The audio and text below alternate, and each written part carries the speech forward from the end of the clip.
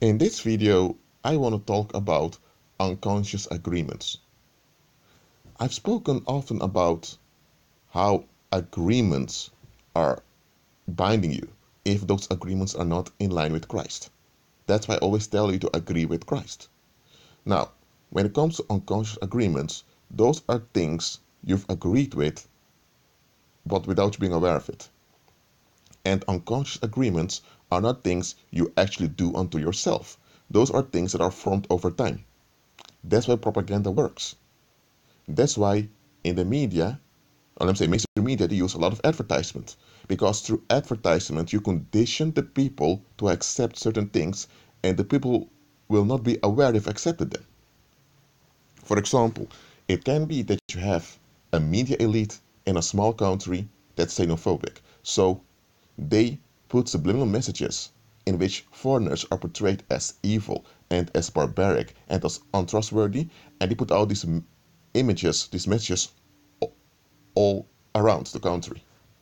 After some years of exposure to these images and these messages, don't be surprised if many people in that country turn out xenophobic. They may not consciously have anything against foreigners, but when it comes down to it, they stay away from foreigners. They expect the worst of foreigners. Why? They have unconscious agreements. They have been programmed to be xenophobic, but they're not even aware of it. But nevertheless, they have these unconscious agreements. And it's only when circumstances become awkward that these unconscious agreements come to the surface.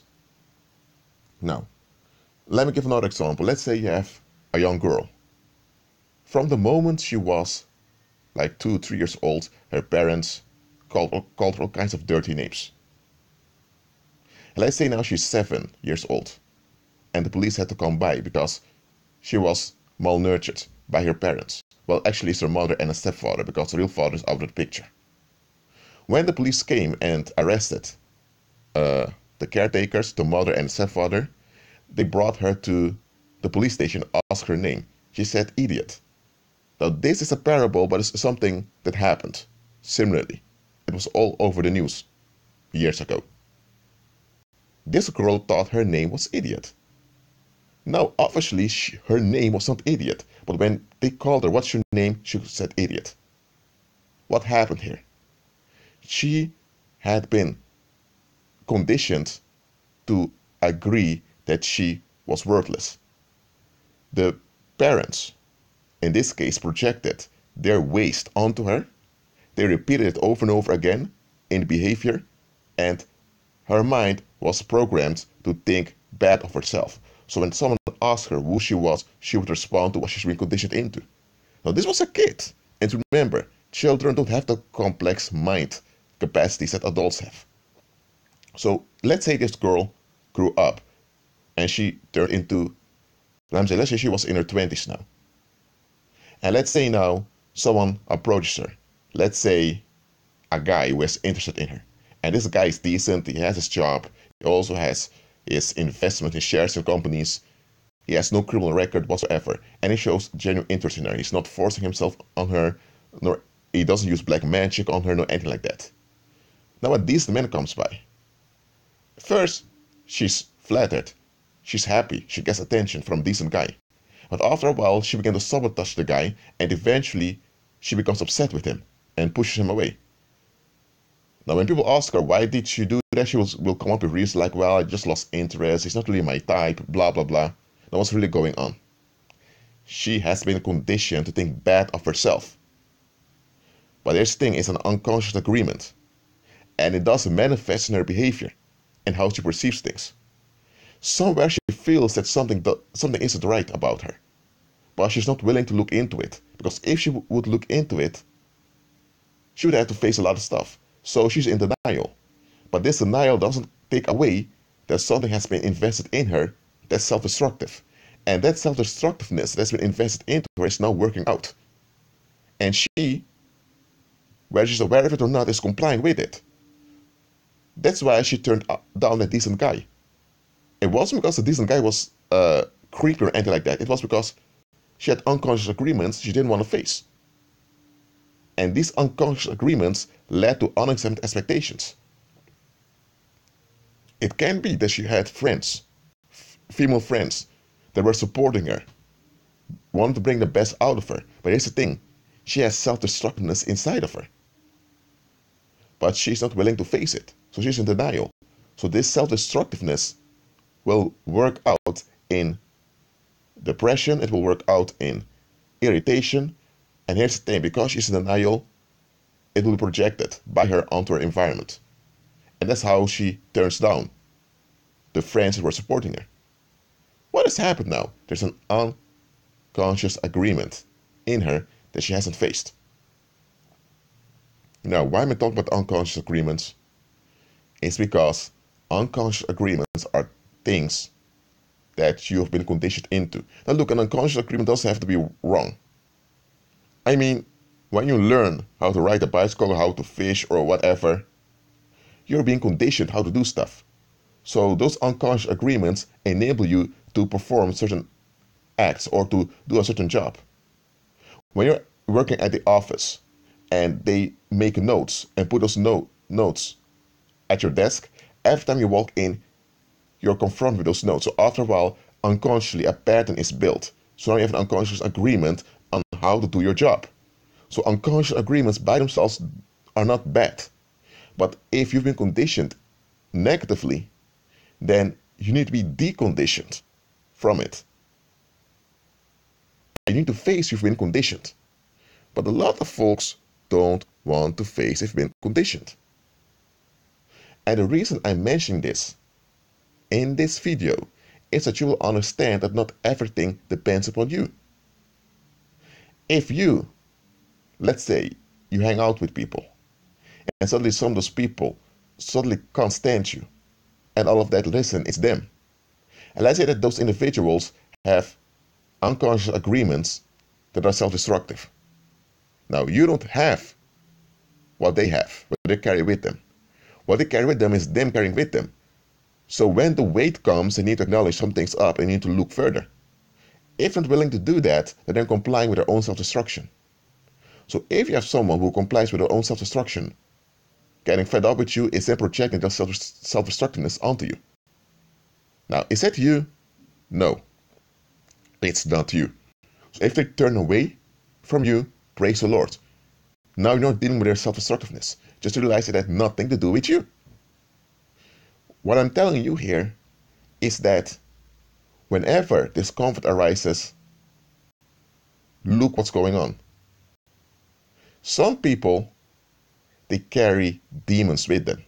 So when they're around, you get uncomfortable. But that's them, that's not you.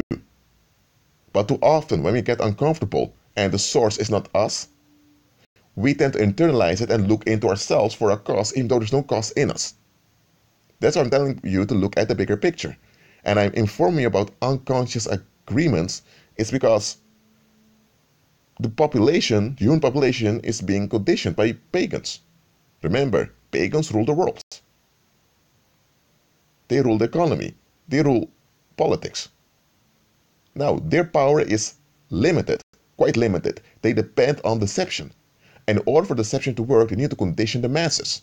So they are conditioning people in a self-destructive manner, so that when the self-destructiveness in the population emerges, they come with a solution to keep people trapped. That's how it works.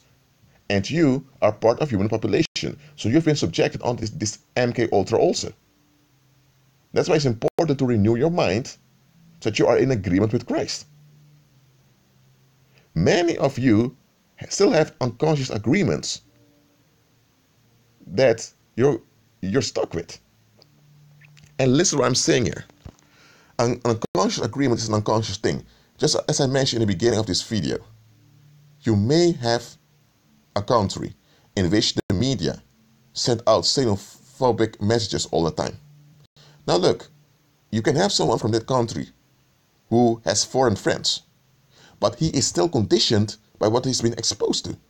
So sooner or later, the conditioning will cause dysfunction in his friendships with those people from other countries. There's no other way, because self-destructiveness has been planted into him. And it will come out one way or the other.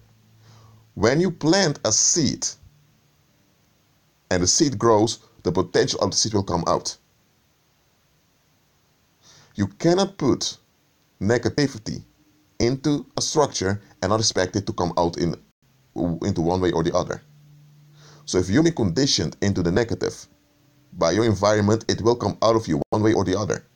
Either it will come out internally, in a sense that it will work out in depressions and mental breakdowns, all of that, or it will work out in external compulsive behaviors like toxic paranoia, pathological distrust, or in plain violence.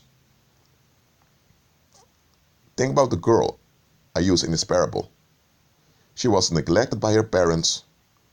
She was screamed at, scolded at as a kid. So her mind, remember, she's just a kid, the mind absorbed everything. She didn't have the capacity to discern things as a kid. So as a kid, her mind absorbed everything and she began to reflect what her environment put into her. Now, even as an adult, when you have the ability to discern things, you can still be conditioned without you being aware of it. That's how things go in this world surrounded by pagans. And look at this.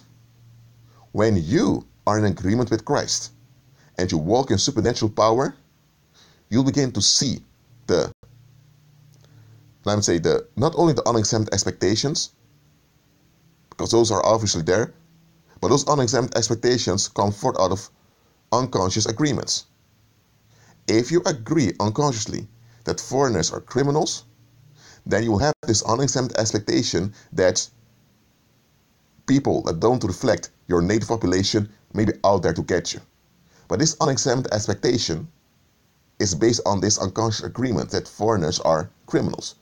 Now, that unexamined expectation will work out that when you see someone that does not reflect your native population, you tend to back off. You don't expect the worst. But you expecting the worst of them is based on that unexamined expectation that's rooted into an unconscious agreement. So that's why I'm telling you to look at the bigger picture. That's why Scripture tells us to examine ourselves. You don't examine yourself to condemn yourself. You're not going to think what's wrong with you and look what's wrong with you. That's not what it means to examine yourself. To examine yourself simply means you look at the bigger picture in a Christ-centered manner, and everything that doesn't line up with Christ, you realize this needs to go because it's an open door to the enemy. That's it. Well, just want to encourage you, agree with Christ and be at peace.